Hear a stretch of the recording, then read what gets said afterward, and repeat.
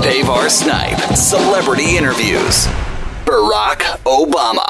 What is a realistic timetable, not only for bringing troops home, but to have a complete withdrawal of the U.S. presence in Iraq? Well, I think that you've got to distinguish between leaving the region versus getting out of Iraq. I mean, I think that we can bring an end to combat forces in Iraq by the end of 2009. Now, that's 2 years from now. That's still a long time. But I think that is a realistic prospect if we've got the kind of diplomacy we need on the ground to bring the parties together there. What would you do to make sure that families are better taken care of in the event that they lose their loved one in Iraq? And also, what would you do to make sure that people who are injured have proper care when they return home? Well, how we treat our military families and our veterans is something that I've been working on since I got into the Senate. I think it is absolutely critical that people don't have to beg for disability payments. I think it is important that we provide, full compensation for families of loved ones who've been lost. On a much lighter note, we definitely want to say congratulations on the Grammy win last night. This is my second one, so I know if this presidential thing doesn't work out, I'll do voiceovers. That's how it goes down. Can we ask you a question? What's the hardest part of being on the campaign road? Oh, it's just being away from my family.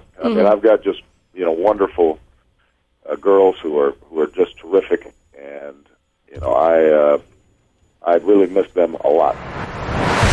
Michelle Obama. Good morning. Thanks so much for having me on. Good to talk to you. I know you're calling up specifically about voter registration this morning. Tell us why it's most important to get these people registered right now. We're running into the voter registration deadlines, and I believe in Virginia the deadline is October the 6th.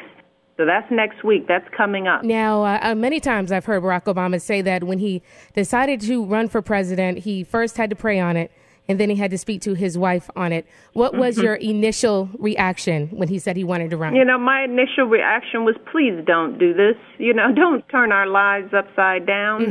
That was my initial reaction. But then I started thinking about my kids and my cousins and my aunts and uncles and the communities that I grew up in, the communities that I live in. And I started thinking about kids around this country and around this world who aren't getting the education that they need because we haven't invested in it. I started thinking about all the kids that don't have access to a regular doctor. I have to tell you that every time I told a friend or family member that I was going to be speaking to you, everybody wanted me to let you know how much they love you. Well, that means a lot. And you send that love right back and tell them it means a lot. It helps. This is what helps keep us going. So Good. Thanks for that. You're very welcome.